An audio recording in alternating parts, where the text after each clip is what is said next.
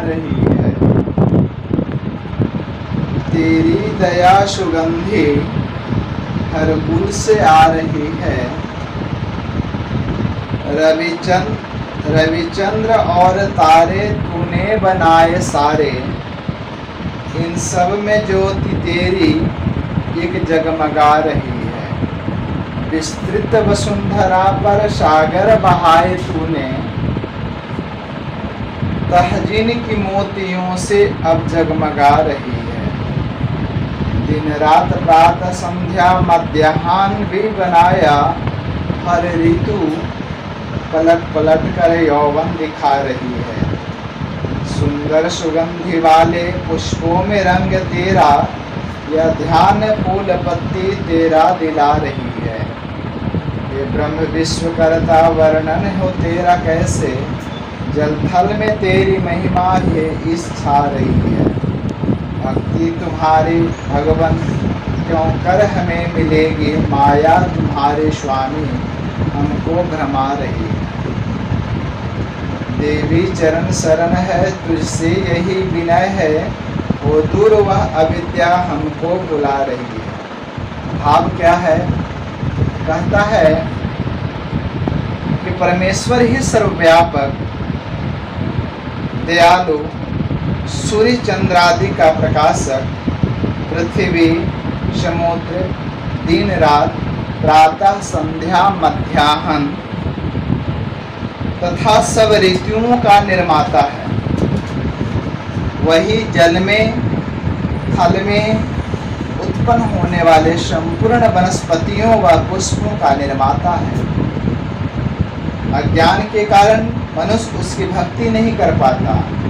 ईश्वर से प्रार्थना है कि वह विश्वकर्मा प्रभु हमें अपनी सच्ची भक्ति प्रदान करे, हमारी अविद्या दूर करे। स्टूडेंट्स, यहाँ पर आप देख रहे हो कि भक्त परमात्मा से प्रार्थना कर रहा है। क्या कर रहा है? भक्त भगवान से प्रार्थना कर रहा है। कहता है कि सत्ता तुम्हारी भगवन जग में समा रही है। हे भगवन, आपकी जो सत्ता है पूरे संसार में है। तेरी दया सुगंधी हर गुल से आ रही है। दया रूपी सुगंधी गंध आप सभी पर दया करने वाले हो। आप दयावान हो, समस्त प्राणियों पर दया करते हो। तो हर फूलों से यह दया की सुगंध आ रही है।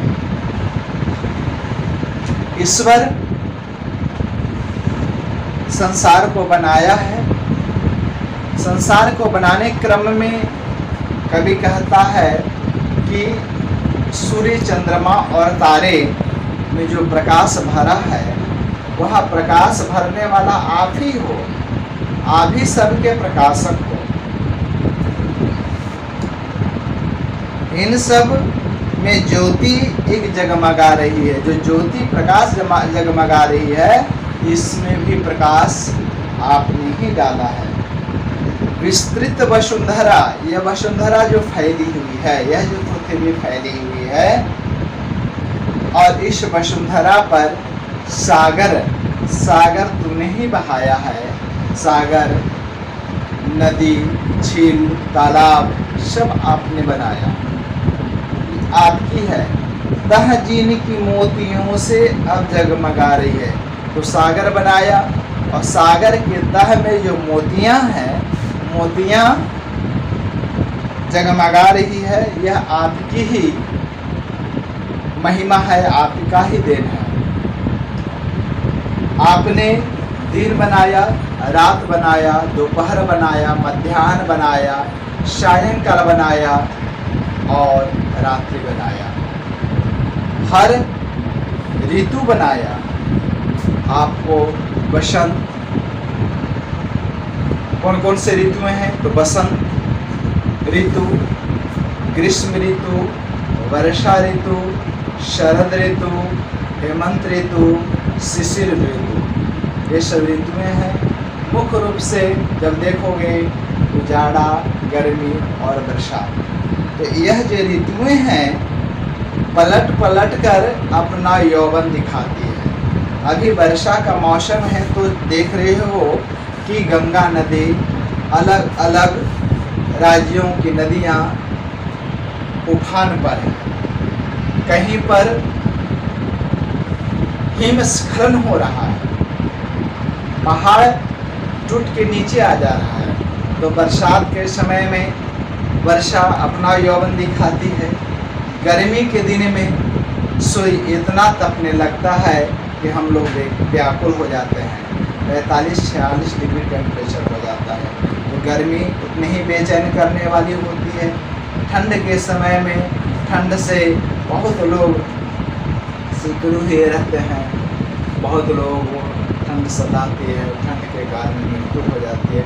तो इस प्रकार यह जो ऋतुएं हैं अपना अपना युवा अवस्था में अपना स्वरूप दिखाती है, अपना यौवन दिखाती है।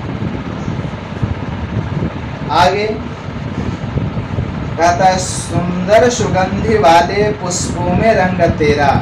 आप देखे होंगे बसंत ऋतु में खास करके अलग अलग तरह का फूल, और फूलों में जो रंग डाला है, हम बनावटी रंग बनाते हैं, लेकिन फूलों का रंग देखो कितना सुंदर कलर हम डाला है। किसी का पीला कलर होता है।